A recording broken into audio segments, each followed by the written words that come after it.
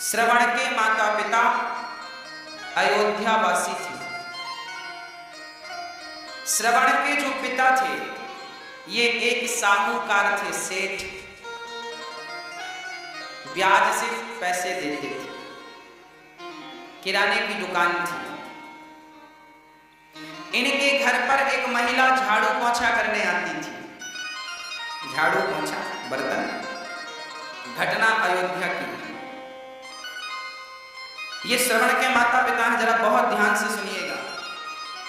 एक सेठ जी थे, सेठ जी के यहाँ एक स्त्री आती थी झाड़ू पोंछा करने, तो सेठ जी उस स्त्री को देखते रहते थे और वो स्त्री भी सेठ को देखती थी। दोनों एक दूसरे को देखे और दोनों में प्यार व्यार हो गया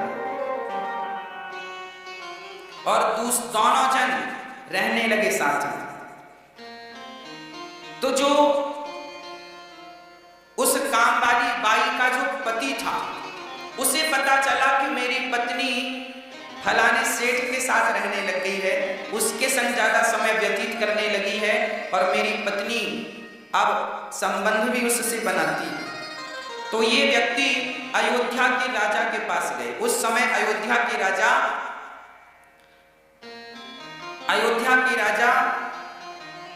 दशरथ जी के पिता हुआ करते थे। आज है ना, उनके पास ये बात पहुंची। उनके पास जब बात पहुंची तो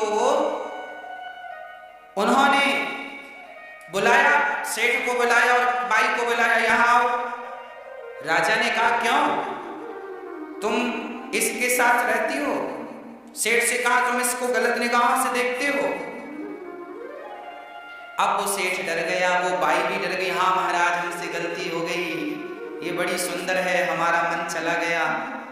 अब वो काम वाली बाई का पति बोला, देखो महाराज, मेरी पत्नी को फलाने व्यक्ति ने, सेठ ने अपना लिया, अब मेरे बच्चे हैं छोटे छोटे, मेरा तो घर बर्बाद हो गया। जब इनका अपराध इन्होंने स्वीकार कर लिया तब राजा ने दंड दिया। अब बताओ ऐसों को क्या दंड मिलना चाहिए? तब राजा ने आज्ञा दी कि इन दोनों ने ये गलती इसलिए की है क्योंकि इन दोनों ने एक दूसरे को देखा, इसलिए दोनों की आंख फोड़ दी जाए, यही इनका दंड है। तो राजा ने उस बाई की और उस सेठ की आंख फोड़वा दी। ये तो न्याय हो गया। क्या हो गया ये? न्याय। और उसके काम वाली के पति ने कहा अब मैं इस महिला को, इस स्त्री को पत्नी के रूप में स्वीकार नहीं करूंगा, वो तो चला गया। अब राजा ने विचार किया कि यदि ये दोनों हमारे राज्य में रहेंगे तो इनको देखकर कल किसी और की निगाहें ना बिगड़ जाए। इसलिए राजा ने उन दोनों अंधा अंधी को अपने राज्य से निकालकर बहुत दूर भिजवा दिया जंगल में। जाओ, दोबारा राज्य की सीमा में दिखाई मत पड़ना, नहीं तो मृत्यु दंड देंगे। तुम जैसों का दर्शन कोई करेगा तो कहीं उसकी बुद्धि भ्रष्ट ना हो जाए। देखिए न्याय क्या था। कहीं एक आदमी के कारण पूरा समाज ना बिगड़ जाए, इसलिए दंड क्या था पहले के जमाने में, क्या न्याय था। राजा ने वहां से विदा कर दिया। अब वो दोनों जंगल में रहने लगे, एक कुटिया बनाकर सरयू नदी के तट पर। चूंकि सरयू घाघरा के नाम से जानी जाती है पहले, तो जंगल में से वो नदी बह रही थी, वहां रहने लगे। अब सेठ और ये बाई दोनों का मन शुद्ध हो गया। इन्हें बड़ा पश्चाताप हुआ कि राम राम, हमने कितना बड़ा अपराध किया। इन्हें अपनी गलती समझ आई और दोनों अब पति पत्नी की तरह रहने लगे और भगवान में मन लगा लिया।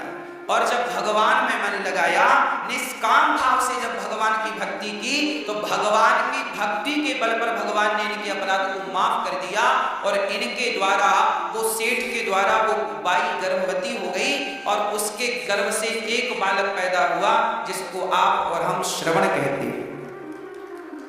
श्रवण कहते हैं।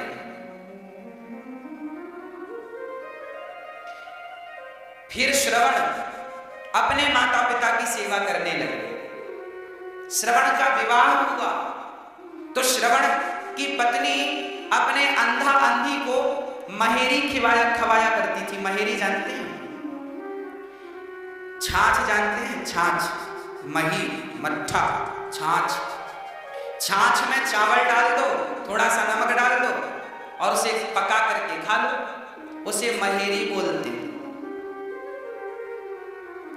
तो जो श्रवण की पत्नी थी वो अपने अंधा अंधी को छाछ में चावल पका करके खवाती थी और अपने पति को दूध में चावल पकाकर मतलब खीर खवाती थी। अच्छा, दोनों दिखने में एक से दिखते थे।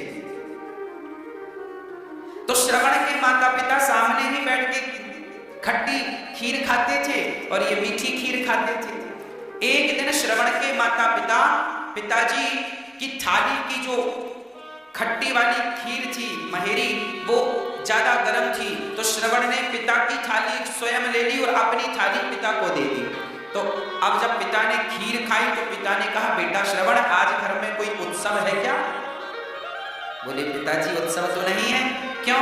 बोले, आज घर में खीर क्यों बनी है? श्रवण ने कहा, पिताजी खीर तो रोज बनती है। ना बेटा, मैं तो आज पहली बार खीर खाया हूं।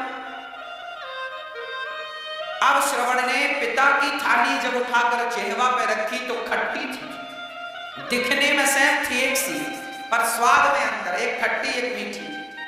तब श्रवण अपनी पत्नी के पास गया तो उसने एक ऐसा घड़ा, ऐसा बर्तन बनवाया था कि जिसका मुंह तो एक था पर पेट दो थे। एक तरफ वो मही छाछ पकाती थी चावल के संग और एक तरफ दूध पकाती थी चावल के संग, शक्कर मिश्री डालकर। एक ही बर्तन में दो आइटम बनाती थी। देखो कितनी बुद्धिजीवी थी। उससे लगा अंधा अंधी पर, सास ससुर पर कौन दूध का खर्चा करे, इन्हें तो छाछी खवा। पर श्रवण ने कहा कि जब मेरे माता पिता के संग मेरी पत्नी भेद करती है, जो मेरे माता पिता की सेवा नहीं कर सकती, मैं उसके पास क्या रहूं? अपनी पत्नी को कहा कि तेरे भीतर इतना कपट है, ऐसे कपटी स्त्री के संग रहकर मेरा भला नहीं होगा। अब मैं किसी के भरोसे माँ बाप की सेवा नहीं करूंगा, अब मैं स्वयं अपने माँ बाप की सेवा करूंगा।